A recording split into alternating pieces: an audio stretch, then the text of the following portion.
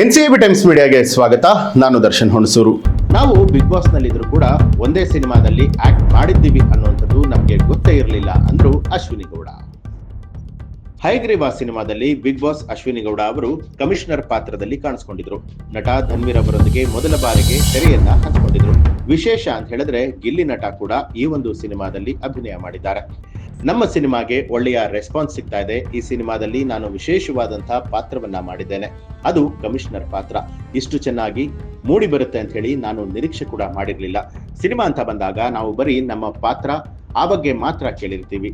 ಇಡೀ ಸಿನಿಮಾವನ್ನ ಕೂತ್ಕೊಂಡು ನೋಡಿದಾಗ ಗೊತ್ತಾಗಿದ್ದು ಇದು ಫ್ಯಾಮಿಲಿ ಕೂತ್ಕೊಂಡು ನೋಡುವಂತಹ ಸಿನಿಮಾ ಮತ್ತು ನನ್ನ ಪಾತ್ರ ಕೂಡ ಅಷ್ಟೇ ಅದ್ಭುತವಾಗಿ ಮೂಡಿ ಬಂದಿದೆ.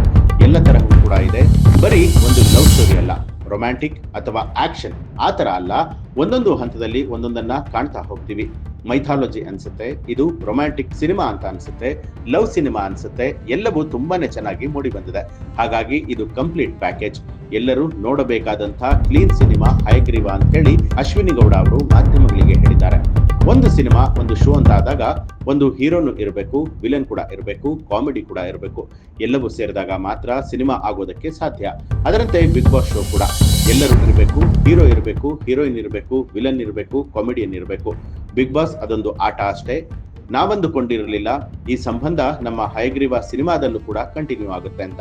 ಗಿಲ್ಲಿ ಮತ್ತು ನಾನು ಬಿಗ್ ಬಾಸ್ ಮನೆಗೆ ಹೋಗ್ಬೇಕಾದ್ರೆ ಹಯಗ್ರೀವ ಸಿನಿಮಾದಲ್ಲಿ ನಾವು ಒಂದು ಪಾತ್ರವನ್ನ ಮಾಡಿದ್ದೀವಿ ಅಂತ ಹೇಳಿ ನಮಗೆ ಹೊರಗಡೆ ಬರೋವರೆಗೂ ಕೂಡ ಗೊತ್ತಿರಲಿಲ್ಲ.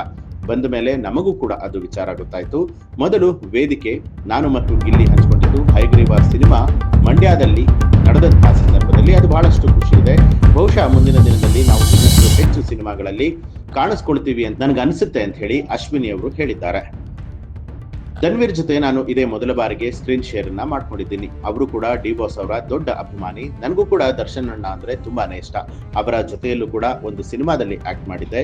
ಈ ಸಿನಿಮಾದಲ್ಲಿ ಧನ್ವೀರ್ ಜೊತೆ ಆಕ್ಟ್ ಮಾಡುವಾಗ ಧನ್ವೀರ್ ಅವರ ಪರ್ಸನಾಲಿಟಿ, ಅವರ ಖಡಕ್ ಮಾತು ಎಲ್ಲವನ್ನ ನೋಡಿದಾಗ ಡಿ ಬಾಸ್ ಅವರಿಗೆ ಹೋಲಿಕೆನೆ ಜಾಸ್ತಿ ಕಾಣ್ತಾ ಇತ್ತು.